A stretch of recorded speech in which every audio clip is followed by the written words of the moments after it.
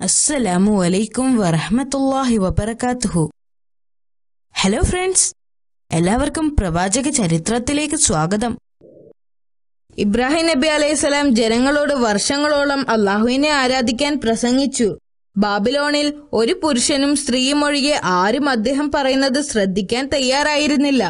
ആ സ്ത്രീയുടെ പേര് സാറ എന്നായിരുന്നു. പിന്നീട് അവർ ഇബ്രാഹിം നബിയുടെ ഭാര്യയായി തീർന്നു. ആ മനുഷ്യന്റെ പേരായിരുന്നു ലൂത്ത്. പിന്നീട് അദ്ദേഹം ഒരു പ്രവാചകനായി തീർന്നു. തന്റെ വാക്കുകൾ ഇവിടെ ആരും കേൾക്കാൻ പോകുന്നില്ല എന്ന് പ്രവാചകൻ തിരിച്ചറിഞ്ഞു. അതുകൊണ്ട് വിശ്വാസികളായ ആ 2 പേരുമായി മറ്റൊരു രാജ്യത്തേക്ക് കുടിയേറി പാർക്കാൻ അദ്ദേഹം തീരുമാനിച്ചു. വളരെ വിഷമത്തോടുകൂടിയായിരുന്നു ആ നഗരം ഉപേക്ഷിച്ചു പോയത്. കാരണം അദ്ദേഹത്തിന് ആ നഗരം വലിയ ഇഷ്ടമായിരുന്നു.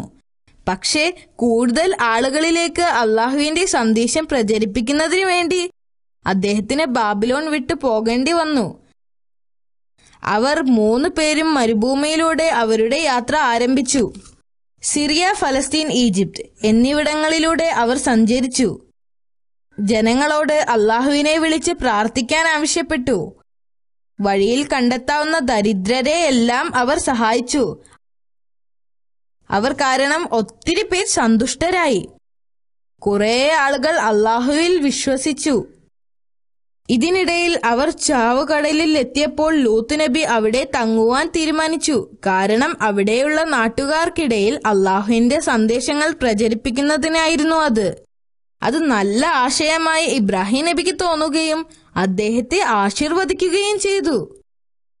പ്രവാചകനും ഭാര്യയും മരുഭൂമിയിലൂടെ കുറെ നാൾ യാത്ര ചെയ്തു. ഒരു ദിവസം അവർ ഒരു ദുഷ്ടനായ രാജാവിന്റെ പ്രദേശത്ത് പ്രവേശിക്കാൻ ഇടയായി.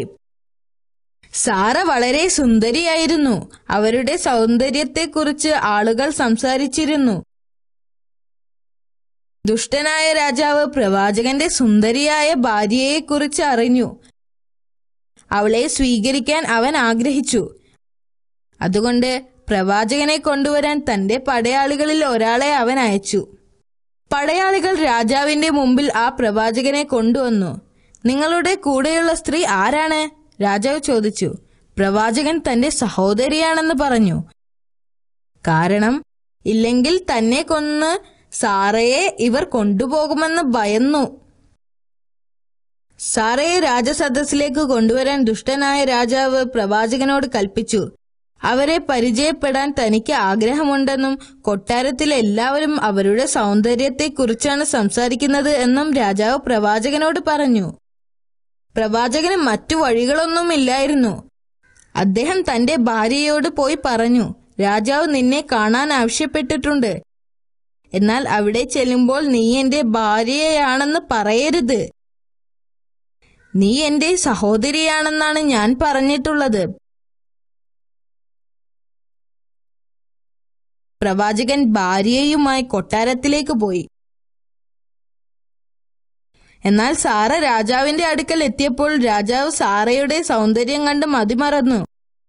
അദ്ദേഹം സാറയെ പിടിക്കാൻ ശ്രമിച്ചു. എന്നാൽ സാറയുടെ അടുത്തെത്തിയപ്പോൾ രാജാവിന്റെ കൈ അനക്കാൻ പറ്റാതെയായി. സാറയ്ക്ക് മാത്രമേ തന്നെ രക്ഷിക്കാൻ കഴിയുകയുള്ളൂ എന്ന് അദ്ദേഹത്തിന് മനസ്സിലായി. എന്നെ സഹായിക്കൂ അദ്ദേഹം അപേക്ഷിച്ചു. നിങ്ങൾ എനിക്ക് വേണ്ടി അള്ളാഹുവിനോട് പ്രാർത്ഥിക്കുക. ഞാൻ ഒരിക്കലും നിങ്ങൾക്ക് ഒരു ദ്രോഹവും ചെയ്യുകയില്ല.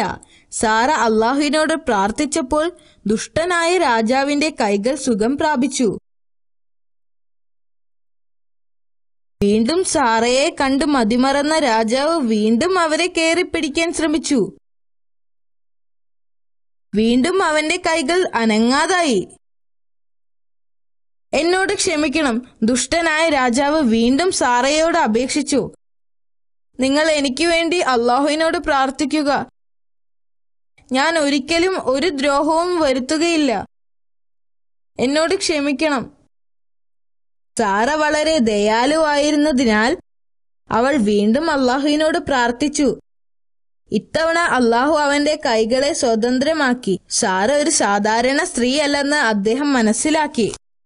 ഞാൻ ഇതുവരെ കണ്ടിട്ടുള്ള സ്ത്രീകളിൽ നിന്നും വ്യത്യസ്തയാണ് നീ. നിന്റെ ദൈവം വളരെ കഴിവുള്ളവനാണ്.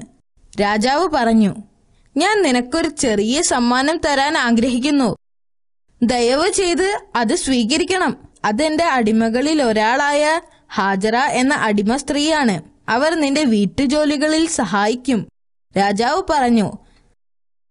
സാറ അവരെയും കൊണ്ട് വീട്ടിലേക്ക് പോയി. പ്രവാചകൻ സാറയെ കാത്തിരിക്കുകയായിരുന്നു. ഒരു ഉപദ്രവവും ഏൽക്കാതെ വരുന്ന സാറയെ കണ്ടപ്പോൾ പ്രവാചകന് ആശ്വാസമായി. സാറ തിരിച്ചു വന്നപ്പോൾ ഇബ്രാഹിം നബി അലൈഹിസ്സലാം കാര്യങ്ങൾ അന്വേഷിച്ചു. ആ ദുഷ്ടനായ രാജാവിനെ അള്ളാഹു ഒരു പാഠം പഠിപ്പിച്ചു. അവനെ കൊണ്ട് അവന്റെ ദാസിയെ എനിക്ക് സമ്മാനമായി നൽകി. വർഷങ്ങളോളം അള്ളാഹുവിന്റെ സന്ദേശങ്ങൾ പല സ്ഥലങ്ങളിലായി അദ്ദേഹം പ്രചരിപ്പിച്ചു.